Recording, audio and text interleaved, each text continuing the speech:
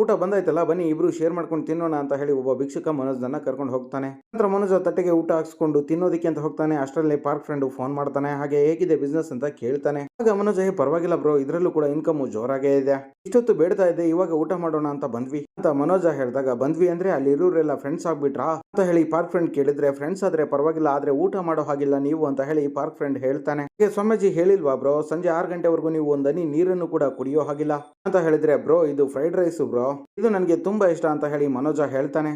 ಆಗ ಅವರು, ಹಾಗಾದ್ರೆ ನೀವು ಕೆನಡಾವನ್ನ ಮರ್ತುಬಿಡಿ, ಇಲ್ಲಿ ಸಿಗುವ ಕೆಲಸದ ಆಸೆಯನ್ನು ಕೂಡ ಬಿಟ್ಬಿಡಿ. ಅಲ್ಲ ಬ್ರೋ, ಒಂದು ದಿನ ಊಟ ಮಾಡದೆ ಇರೋದಕ್ಕೆ ಆಗೋದಿಲ್ವಾ ನಿಮ್ಗೆ?